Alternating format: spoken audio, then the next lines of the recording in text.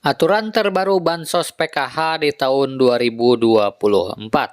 Nah, kira-kira ada informasi terbaru apa ya teman-teman? Simak terus. Nah, oke teman-teman, tanpa berlama-lama mari kita langsung saja pada berita pentingnya ya, yaitu peraturan bantuan PKH di tahun 2024 mendatang. Nah, jadi di tahun 2024 nanti ada aturan terbaru ya teman-teman mengenai pencairan bantuan PKH tahun 2024. Nah, di mana untuk pencairan bantuan PKH di tahun 2024 itu masih sama ya teman-teman. Ada yang melalui kartu KKS dan ada juga yang melalui kantor pos Indonesia. Dan nominalnya pun bisa berbeda-beda tergantung komponen yang dimiliki. Nah, selain itu juga sudah ada peraturan yang sudah ditetapkan ya teman-teman dalam hal pencairan PKH di tahun 2024. Nah, jadi untuk bantuan PKH itu adalah bantuan bersyarat ya teman-teman. Jadi harus memiliki komponen PKH seperti anak balita, kemudian anak sekolah SD, anak sekolah SMP, anak sekolah SMA, kemudian penyandang disabilitas, dan juga komponen PKH lansia ya teman-teman, serta komponen ibu hamil. Nah, itu adalah komponen PKH ya teman-teman. Jadi bukan hanya anak balita atau anak sekolah saja, tetapi ibu hamil pun sama ya, masuk kategori komponen PKH. Kemudian penyandang disabilitas dan para lansia juga.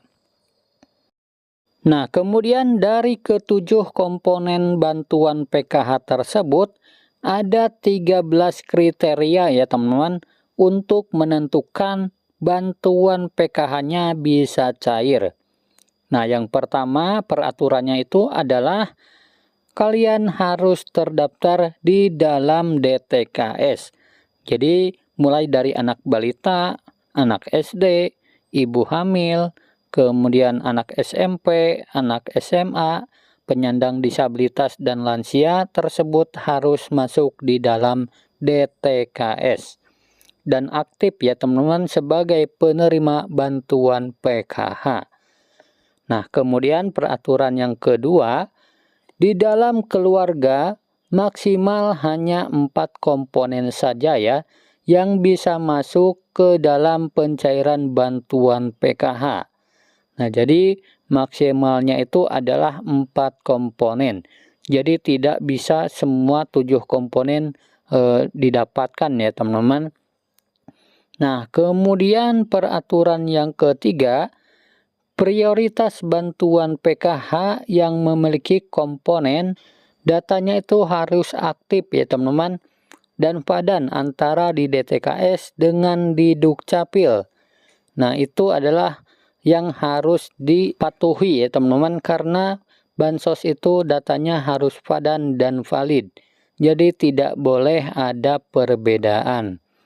Nah, kemudian peraturan yang kelima, jika kalian terdaftar sebagai penerima bantuan PKH anak sekolah, baik itu SD, SMP maupun SMA, datanya harus terdaftar di aplikasi Dapodik sekolah masing-masing ya, dan datanya padan dengan DTKS. Nah, jadi tidak boleh ada perbedaan. Nah, kemudian peraturan yang keenam, untuk komponen PKH balita yang disebut sebagai komponen PKH balita itu adalah hingga anak yang kedua saja ya. Nah, apabila ada balita ketiga ataupun balita keempat dan seterusnya, maka sudah tidak dapat dibilang penerima bantuan PKH lagi ya teman-teman. Karena cukup dibatasi sampai balita kedua saja. Nah, kemudian yang selanjutnya peraturannya adalah komponen anak balita umurnya itu adalah sekitar 0 sampai 6 tahun.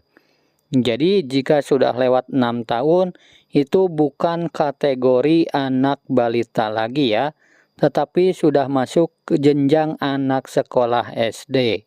Nah, kemudian yang selanjutnya untuk komponen lansia, peraturannya sama ya teman-teman seperti penyandang disabilitas, yaitu maksimal 4 orang saja yang masuk dalam pencairan PKH.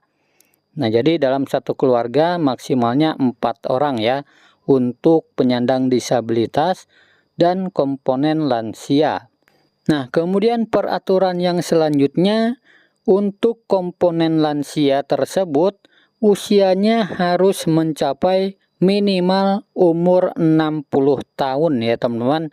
Nah, minimalnya 60 tahun. Kemudian yang selanjutnya untuk komponen cucu itu juga bisa ya teman-teman masuk ke dalam pencairan bantuan PKH. Asalkan lolos sebagai penerima ya teman-teman dan memenuhi persyaratan.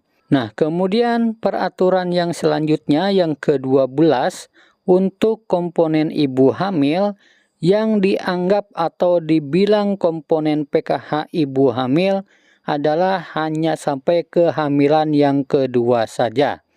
Nah, jadi apabila hamil yang ketiga kalinya atau keempat kalinya itu sudah tidak bisa dapat bantuan PKH ya teman-teman. Jadi sudah tidak bisa dihitung komponen PKH lagi. Nah, kemudian peraturan yang terakhir adalah jika di dalam anggota keluarga memenuhi atau memiliki lebih dari satu komponen, maka yang dianggap penerima bantuan PKH adalah dari nominal yang paling tertinggi dahulu ya teman-teman. Nah, misalkan ada anak disabilitas atau penyandang disabilitas. Kemudian ada juga memiliki anak yang normal yang bersekolah di jenjang SD. Nah, sedangkan untuk nominal penyandang disabilitas dan anak sekolah SD itu nominalnya berbeda ya teman-teman. Lebih besar penyandang disabilitas dibanding dengan komponen anak SD. Nah, maka yang masuk komponen PKH adalah hanya komponen disabilitas terlebih dahulu ya, yang didahulukan. Nah, jadi sudah jelas ya teman-teman, itu adalah peraturan bantuan PKH di tahun 2024 nanti. Nah, semoga video ini bermanfaat. Sampai jumpa di video selanjutnya. Wassalamualaikum warahmatullahi wabarakatuh.